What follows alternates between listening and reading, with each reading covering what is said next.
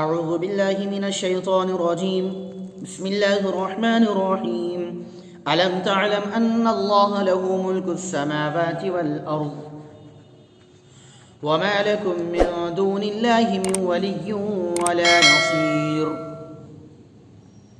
کیا تم نہیں جانتے کہ آسمانوں اور زمین کی سلطنت اللہ ہی کے لیے ہے، اور یہ بھی سمجھ رکھو کہ اللہ کے سوا تمہارا نہ کوئی دوست ہے اور نہ مددگار۔ مطلب یہ ہے کہ نسخ پر اعتراض کرنے والے تو یہ جانتے اور مانتے ہیں کہ آسمان اور زمین میں جو کچھ ان کے اندر ہے سب اللہ تعالیٰ کے زیر اقتدار ہے اور وہی سب کا حاکم ہے۔ جب ایسا ہے تو پھر وہ اپنی سلطنت میں جس طرح کے احکام چاہے جاری کر سکتا ہے۔ انسان اور دوسری تمام مخلوقات کو بے چوں و چرا تعمیل کے سوا اور چارہ کیا ہے؟ ذرا غور کرو، آسمان، زمین، چاند، سورج، پہاڑ اور دریا، ان میں سے کسی کی مجال ہے جو اللہ کے مقرر کیے ہوئے فطرت کے قوانین کے بال برابر بھی خلاف چلے؟ پھر انسان کو کیا ہو گیا ہے کہ فطری حیثیت سے اپنے کو مجبور پاتے ہوئے بھی اللہ تعالیٰ کے احکام کے خلاف زبان تنقید کھولتا ہے۔ حقیقت پرستی، عقل اور انسانیت کا تقاضا یہ ہے کہ فطری قوانین کی طرح سے ان احکام کو بھی جو پیغمبر علیہ السلام کے ذریعے اس نے بھیجے ہیں تم بے چوں و چرا تسلیم کرو اور پورے مسلمان بن جاؤ۔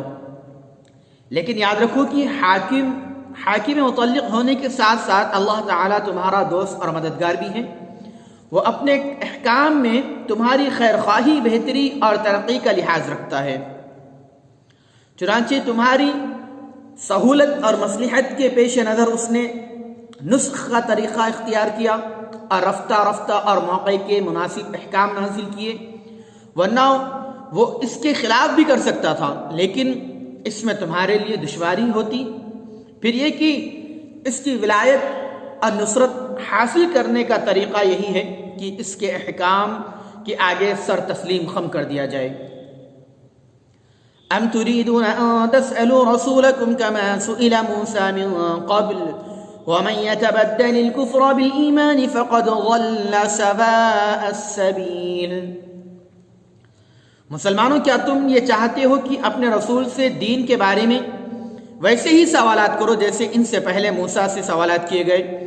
اور یاد رکھو، جس کسی نے ایمان کے بدلے کفر اختیار کیا وہ سیدھے راستے سے بھٹک گیا۔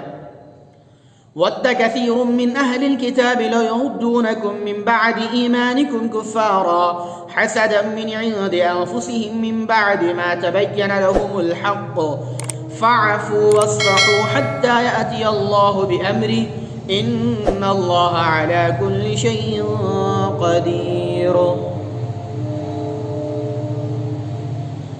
مسلمانوں، اکثر اہل کتاب دل سے چاہتے ہیں کہ ایمان لانے کے بعد کسی طرح پھر تمہیں کافر بنا دے۔ ان پر حق بات ظاہر ہونے کے بعد صرف اپنے دلی حسد کی وجہ سے وہ ایسا کر رہے ہیں۔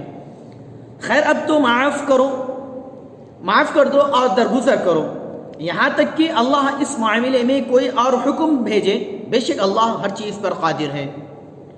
وَأَقِيمُوا الصَّلَاةَ وَآتُوا الزَّكَاةَ وَمَا تُقَدِّمُوا لِأَنفُسِكُم مِّنْ خَيْرٍ تَجِدُوهُ عِندَ اللَّهِ إِنَّ اللَّهَ بِمَا تَعْمَلُونَ بَصِيرٌ۔ اور دیکھو، نماز قائم کرو اور زکوٰۃ دیا کرو، اور جو نیکی بھی اپنے لیے آگے بھیجو گے اللہ کے پاس اس کے ثواب کو پاؤ گے۔ بے شک اللہ تمہارے سب کاموں کو دیکھ رہا ہے۔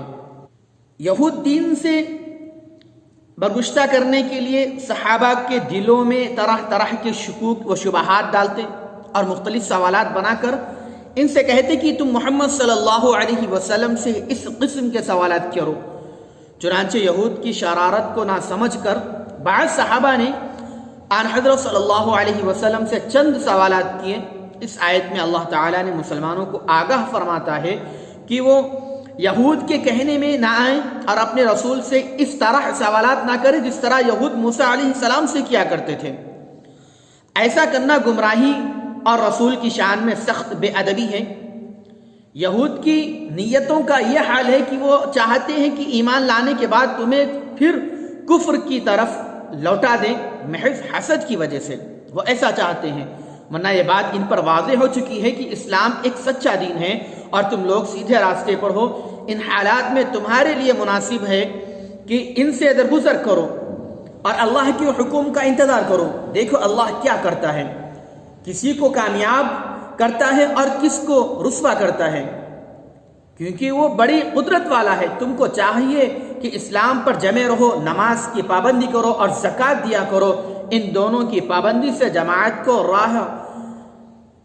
راہ ایمان میں استواری نصیب ہوتی ہے، جماعت کی معنوی قوت نشو و نما پاتی ہے اور اس کی اجتماعی قوت مستحکم ہوتی ہے۔ جو جماعت صدق دل سے ان باتوں کی پابندی کرے وہ نہ تو دین سے برگشتہ ہو سکتی ہے، نہ اس کی اجتماعی قوت میں ضعف آ سکتا ہے، نہ دشمنوں کی شرارت کا اس پر کچھ اثر ہو سکتا ہے۔